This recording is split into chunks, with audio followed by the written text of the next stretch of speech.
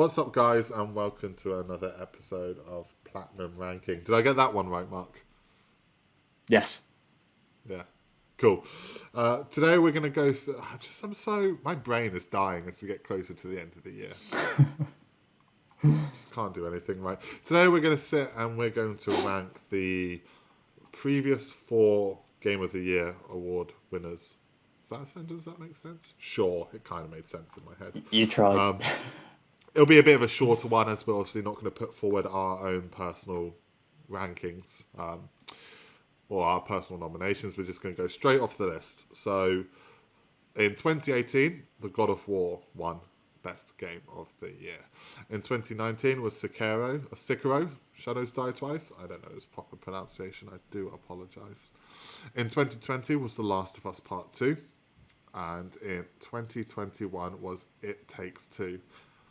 I love It Takes Two, but before we get into the ranking, it's still mad that beat the other nominees, which were Deathloop, Metroid Dead, Psychonauts 2, Ratchet & Clank Rift Apart, and Resident Evil Village. No, I think it wins. I do. I think Ratchet could have given it its run for its money. True. I mean, Ratchet was pretty good. I did enjoy that. And coming from like a person that haven't played a lot of Ratchet & Clank, I mean, I was like, yeah, this is cool. But It Takes Two was just, what's the right word? Innovative. Mm. The fact that you couldn't play it alone was the best part of it. Yeah. It's funny, looking at 2018, we will get to the ranking, I promise. God of War beat out Assassin's Creed Odyssey, Celeste, Marvel Spider-Man, Monster Hunter World, and Red Dead 2. What a stacked year that was. Oh! I know, right? We haven't had a year like that since. Right, so let's look. Well, we're here now. Let's go through the other years. 2017 was Legend of Zelda Breath of the Wild winner. That had to beat out Horizon Zero Dawn, Persona 5, PlayerUnknown's Battlegrounds, and Super Mario Odyssey. That one makes sense to me, I think. Yeah. 2016, this one makes no fucking sense to me. Overwatch 1, and it beat Doom, Inside, Titanfall 2, and Uncharted 4 Thief's End. It's just what shit that is. In 2015, The Witcher 3 Wild Hunt won. It's funny that, and we're talking about it 7 years later as the next gen version's about to come out. Oh, yeah. But that had to beat Bloodborne, Fallout 4, Metal Gear Solid 5, The Phantom Pain, and Super Mario Maker. Oh, that's a good year as well. That's a good year as well. 2014, Dragon Age Inquisition won, and it had to beat Bayonetta 2, Dark Souls 2, Hearthstone, and Middle-earth Shadow of Mordor. That's not right, yeah. But I'd agree with Dragon Age. It's a good game. Yeah. Running forward to 2019, so we went backwards, I do apologise. Sekiro had to beat Control, Death Stranding, Resident Evil 2, Super Smash Bros. Ultimate, and The Outer Worlds. That's a stack. That's a good year too, actually. I don't know how Sekiro won, if I'm honest. Or do I? And so's 2022. 2020. The Last of Us Part 2 won, and it had to beat Animal Crossing's New Horizons, Doom Eternal, Final Fantasy VII Remake, Ghost of Tsushima, and Hades. Whoa. That's also a stacked year. Yeah, Hades is a great game. Oh, I might play that again. I can't believe it beat Ghost. Oh, no, I can beat Last of Us beats Ghost. That actually makes sense to me. So, starting off at bronze, I think we're both in agreement because neither of us have played this game. Sekiro's Shadows Die Twice. Correct. I mean, it's actually quite upsetting because that's the only Blood Souls games that I haven't. Oh, from Software. From Software, that I haven't played. I played all the others, finished them, but not that one. Don't know. It's meant to be quite good, but yeah. So apologies, just because we haven't played it, it's bronze. Yeah. Silver. What do you think? Oh well, I think same rule applies. Last of Us Part 2 because I haven't played it. Whereas that would be my platinum. Oh, getting crazy today. There's for me. No. God of War is silver. Really? Oh my For God. talking about Game of the Year winners, I think Last of Us 2 and It Takes Two belongs higher than God of War. I don't know. I don't know how we're You've going to not do this. played. I get it, yeah, because you've not played Last of Us Part 2. Yeah. So unless I take it based on what I know and how I've played number one, Hmm. I That still might mean you put it in though at silver. this is tough. This is tough. This is really tough. Because I haven't played God of War in a long time. I've just played the new one, so I'd still probably put it there. I'd probably still put it in silver. It's hard because I can't even really debate it with you because you haven't played it. So for the sake of an interesting conversation, an interesting episode, we'll put The Last of Us Part 2 as silver. Oh, But I want it to be very, very, very clear that it belongs in platinum. Mark's a bitch. It's not his fault he's not played it, but he's still a bitch. It's my platinum, and the rest of the list is absolutely fucked because of this. But for the sake of an episode, fine. Last of Us Part 2 is silver. yeah. We're gonna write Jack's platinum on it or whatever. Jack's Plat, yeah. Okay, gold. I'd say God of War for gold. I'd say it takes two.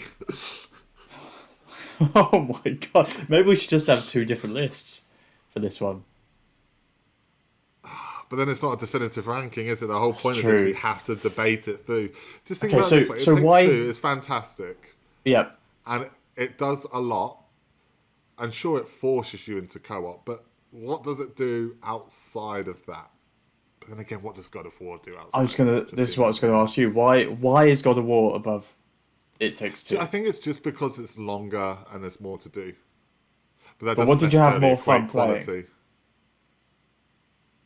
I mean, It Takes Two up until destroying the soft toy. That was fucking bullshit. That hurt me on the inside. How dare you? Fair enough.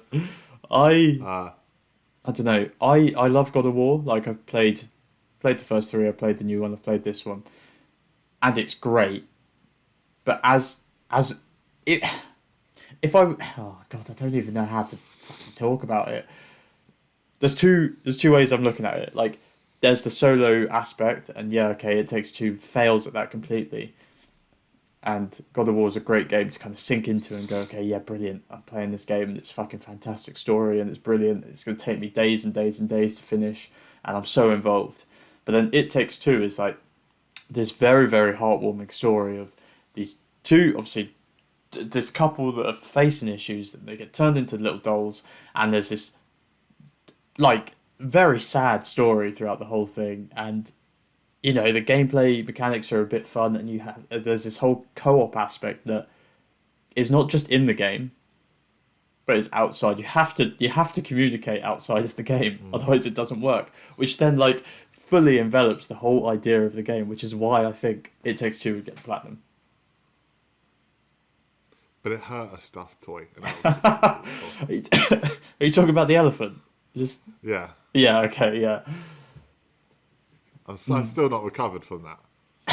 But actually, that might be, a reason to say why it does deserve to be platinum. Yeah, It hurts more. It's memorable. I think you have actually convinced me a little. I think I could pull apart It Takes Two. Oh, no. Oh god, that makes it sound like I'm going to hurt the stuffed toy. Not again. Poor little elephant. I could put... Yeah, justice for the elephant. I could pull out more elements to talk about It Takes Two than I think I could God of War. I guess that's a timing thing. It's 2018, 2021 as well. But I don't know. I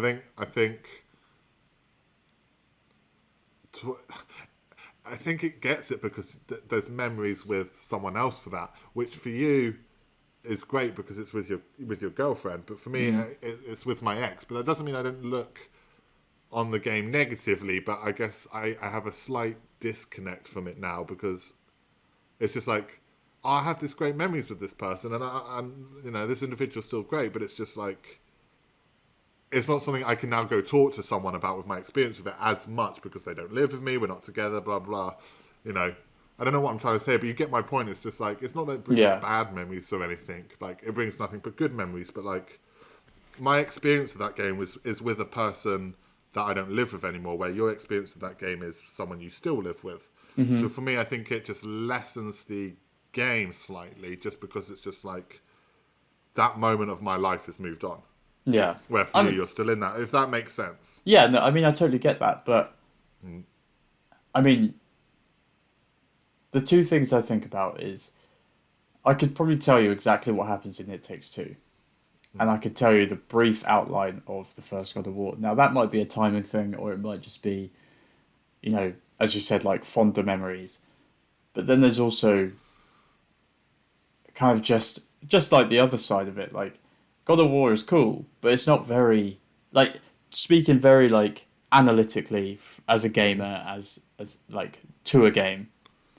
God of War's not super crazy in its mechanics or whatever. You know, it's a hack and slash game. You know, great story, but it's not super memorable. But yeah, It Takes Two is, even though you've got this like slightly negative outlook upon it, the game itself, you had so much fun playing, right? Like, and the little every level was different. Like God of War is the same throughout. Like, yeah, okay, you upgrade the axe, you get your blades back, fantastic. There's a big moment there, but the couple of big moments, story beats in God of War do not outweigh the big moments in It Takes Two for me.